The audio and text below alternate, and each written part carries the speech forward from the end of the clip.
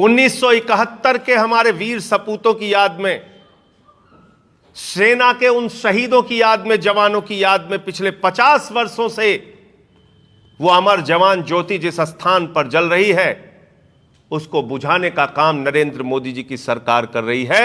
इससे स्पष्ट हो गया, ना ये किसान के हैं, ना ये जवान के हैं, जिन्होंने इस देश के जवानों का अपमान किया है, शहीदों का अपमान किया है। 71 के युद्ध में शहीद हुए हमारे सेना के वीर जवानों का अपमान किया है।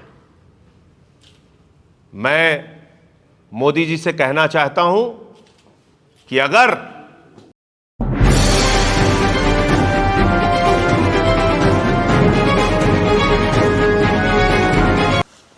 आज आम आदमी पार्टी की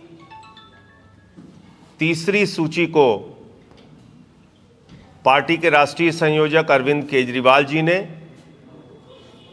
और पार्टी के केंद्रीय नेतृत्व ने मंजूरी दी है, इसमें हम 33 उम्मीदवारों का ऐलान करने जा रहे हैं। और पिछली बार की तरह इस बार भी हमारी प्राथमिकता सुयोग्य कैंडिडेट देने की है। राजनीति में जो ये धारणा बना ली गई है कि अच्छे लोग राजनीति में नहीं आते, राजनीति तो सिर्फ बुरे लोगों का काम रह गई है, राजनीति में तो सिर्फ धनबल और बाहुबल के लोग ही आएंगे, ये जो धारणा लोकतंत्र के इस पावन पर्व में चुनाव में हिस्सेदारी के लिए बनाई जाती है, इस धारणा को तोड़ने का काम आम आदमी पार्टी कर रही है।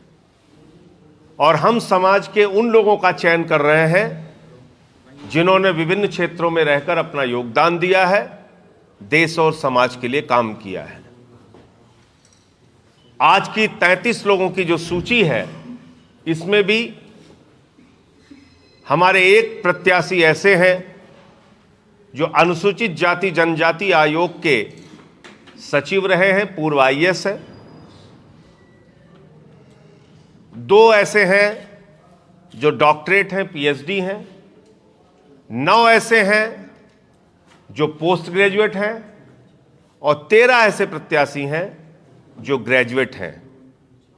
तो इसमें पूर्व आईएएस से लेके 2 पीएचडी, 9 पोस्ट ग्रेजुएट और 13 ग्रेजुएट कैंडिडेट हम लोगों ने चुनाव में उतारे हैं। इसमें कुछ ऐसे भी हैं जिन्होंने एलएलबी कर रखी है। मैं एक एक करके आपको उनका नाम बता रहा हूं। हमारे बीच में जो प्रत्याशी हैं,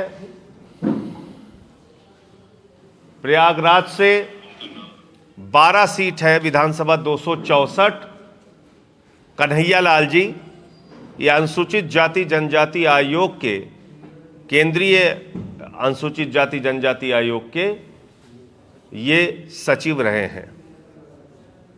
इसके अलावा इगलास की सीट से हरिओम जी हैं, अलीगढ़ की सीट से, खैर सीट से मोहनीश प्रताप सिंह हैं, आगरा की फतेहपुर सीकरी सीट से नाजिर खान जी हैं, अमरोहा की सीट से इस्लाम सैफी जी हैं, बलिया नगर सीट से अजय राय मुन्ना जी हैं, बलिया की बासडी सीट से सुशांत राज पाठक हैं, बरेली की औनला सीट से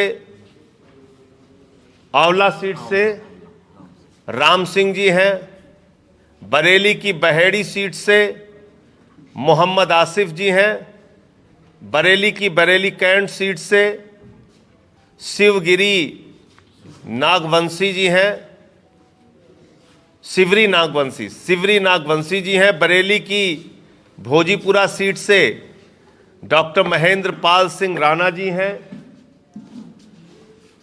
बिजनौर की धामपुर सीट से अरुण गहलोत जी हैं, एटा की मरहरा सीट से अर्जुन सिंह यादव जी हैं, इटावा की इटावा शहर सीट से विवेक भदौरिया जी हैं, फर्रुखाबाद की कायमगंज सीट से प्रशांत कुमार जी हैं। फतेहपुर की हुसैनगंज सीट से अब्दुल राजिक जी हैं। फतेहपुर की जहानाबाद सीट से विनीत कुमार पटेल जी हैं। फिरोजाबाद की शिकोहाबाद सीट से शैलेंद्र वर्मा जी हैं। फिरोजाबाद की सिरसागंज सीट से कैप्टन अमित चौहान जी हैं। गोंडा की कन्नैलगंज सीट से विशाल सिंह जी हैं। गोरखपुर की ग्रामीण सीट से वैभव शाही जी हैं। जालौन की उरई सीट से दीप शिखा जी हैं। कन्नौज की छिबरामऊ सीट से डॉक्टर चंद्रकांत यादव जी हैं। कानपुर नगर की बिल्हौर सीट से सत्येंद्र कोरी जी हैं। खीरी की गोला गोकरण नाथ सीट से रामनिवास वर्मा जी हैं। खीरी की श्रीनगर सीट से अनिल राजवंशी जी हैं। लखनऊ की कैंट सीट से इंजीनियर अजय कुमार जी हैं। मिर्ज़ापुर की मझावन सीट से प्रकाश चंद्र त्रिपाठी जी हैं। मिर्ज़ापुर की मरिहान सीट से राजन सिंह पटेल जी हैं। प्रयागराज की प्रयागराज वेस्ट सीट से सुष्मिता राघव जी हैं। प्रयागराज की 12 सीट से मैंने बताया कन्हैया लाल जी हैं। प्रयागराज की कोरांव सीट से हरीशचंद जी हैं। वाराणसी की सेवापुरी सीट से कैलाश पटेल जी हैं। तो ये 33 नाम हैं जिनका आज आम आदमी पार्टी ऐलान कर रही है। और इसके अलावा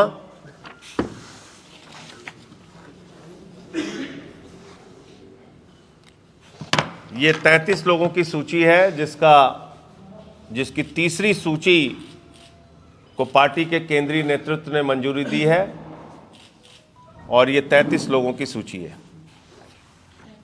इसके अलावा 33, इसके अलावा उत्तर प्रदेश के लिए 15 हमारे स्टार कैंपेनर बनाए गए हैं। उन स्टार कैंपेनर्स के नाम मैं पढ़ दे रहा हूं आपके सामने। पार्टी के राष्ट्रीय संयोजक श्री अरविंद केजरीवाल जी, दिल्ली के उप मुख्यमंत्री मनीष सिसोदिया जी, मैं स्वयं संजय सिंह, पंजाब से हमारे आम आदमी पार्टी के सीएम का चेहरा भगवंत मान जी, जो कि 18 फरवरी के बाद चुनाव प्रचार के लिए उपलब्ध होंगे। 20 फरवरी तक उनके यहाँ स्वयं का चुनाव है, तो 20 फरवरी के बाद उत्तर प्रदेश के चुनाव में भी वो अपना समय देंगे, तो वो भी हमारे स्टार कैंपेनर की सूची में है। दिल्ली के कैबिनेट मंत्री इमरान हुसैन जी, दिल्ली के कैबिनेट मंत्री गोपाल राय जी, हमारे पंचायत प्रकोष्ठ के प्रदेश के अध्यक्ष भाई विनय पटेल जी, हमारे प्रदेश के अध्यक्ष सबाजीत सिंह जी, हमारे चुनाव प्रभारी सोमेंद्र ढाका जी, हमारे CYSS के प्रदेश के अध्यक्ष बंसराज दुबे जी, हमारे माइनॉरिटी सेल के प्रदेश के अध्यक्ष शकील मलिक जी, हमारे महिला विंग की प्रदेश अध्यक्ष नीलम यादव जी, हमारे चुनाव प्रभारी और दिल्ली के विधायक सुरेंद्र चौधरी जी, और दिल्ली विधानसभा की उपाध्यक्ष राखी बिरलान जी, दिल्ली के पूर्व मंत्री और वर्तमान विधायक सोमनाथ भारती जी। तो ये 15 नाम हैं जो हमारे स्टार कैंपेनर की सूची में हैं। इससे पहले अलग अलग जिम्मेदारियां और दी गई हैं, और भी कुछ महत्वपूर्ण जिम्मेदारियां हैं जो हम लोग अभी जल्द अनाउंस करेंगे, जिसमें हमारे कुछ और साथियों को जिम्मेदारी दी जाएगी। तो हमने उत्तर प्रदेश के लिए चुनाव प्रभारी का ऐलान कर दिया, स्टार कैंपेनर का ऐलान कर दिया, अलग अलग वर्ग समूहों के लिए जो हमारी घोषणाएं हैं उसका ऐलान कर दिया। अब हमारे लगभग 203 प्रत्याशियों की घोषणा हो चुकी है।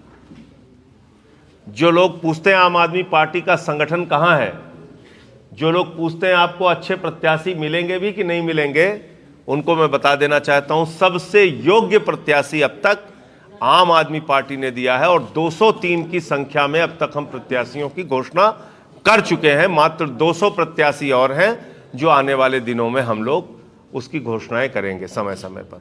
403 सीटों पर आम आदमी पार्टी उत्तर प्रदेश के अंदर चुनाव लड़ रही है। एक और महत्वपूर्ण बात आपसे करनी थी, ये तो पार्टी से संबंधित बात हो गई। जिस तरह से आज खबरें पढ़ने को मिली कि पिछले 50 वर्षों से हमारे जवानों के सम्मान में दिल्ली के हृदय में जो अमर जवान ज्योति जल रही है, नरेंद्र मोदी जी की सरकार उस अमर जवान ज्योति को बुझाने जा रही है। यह देश नरेंद्र मोदी जी को कभी माफ नहीं करेगा। 1971 के हमारे वीर सपूतों की याद में, सेना के उन शहीदों की याद में, जवानों की याद में पिछले 50 वर्षों से वो अमर जवान ज्योति जिस स्थान पर जल रही है, उसको बुझाने का काम नरेंद्र मोदी जी की सरकार कर रही है। इससे स्पष्ट हो गया, ना ये किसान के हैं, ना ये जवान के हैं, और इन्होंने इस देश के जवानों का अपमान किया है, शहीदों का अपमान किया है। 71 के युद्ध में शहीद हुए हमारे सेना के वीर जवानों का अपमान किया है। मैं मोदी जी से कहना चाहता हूं कि अगर आप जवानों की स्मृति में, उनकी याद में एक ज्योति जलाने का खर्चा नहीं उठा सकते, तो आपको प्रधानमंत्री के पद पर रहने का अधिकार नहीं है।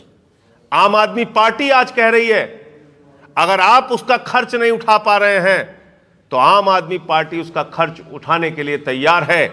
हम लोग उसका खर्च वर्षों वर्षों तक, जब तक जीवित रहेंगे, उठाने के लिए तैयार हैं। लेकिन जवानों की स्मृति में, उनकी याद में जलने वाली अमर जवान ज्योति बुझनी नहीं चाहिए। ये एक और विषय था जिस पे मुझे आपसे बात करनी थी। आप लोगों का कोई प्रश्न हो तो आप पूछ सकते हैं। जी, आवाज आपकी कम आई। जी, 31 जनवरी से बजट सत्र शुरू होगा। बजट सत्र को लेकर क्या कुछ कहेंगे आप? कैसा? देखिए, चुनाव आयोग को पहले तो ये ध्यान देना चाहिए कि ऐसी घोषणाएं जो आचार संहिता के बाद वर्जित रहती हैं, उस प्रकार की कोई घोषणा इस बजट में नहीं होनी चाहिए। अगर आप उत्तर प्रदेश के चुनाव को, उत्तराखंड के चुनाव को, पंजाब और गोवा के चुनाव को लेकर कोई घोषणा करने जा रहे हैं बजट में, तो सीधे सीधे ये चुनाव आचार संहिता का उल्लंघन होगा। तो इसलिए आप बजट लाइए, लेकिन इस बात का जरूर ध्यान रखिए कि चुनाव आचार संहिता के नियमों का उल्लंघन नहीं होना चाहिए। बाकी बजट सत्र में आम आदमी पार्टी का जहां तक प्रश्न है, हम लोग महंगाई का सवाल सबसे पुरजोर तरीके से इस सत्र में उठाने का काम करेंगे। धन्यवाद।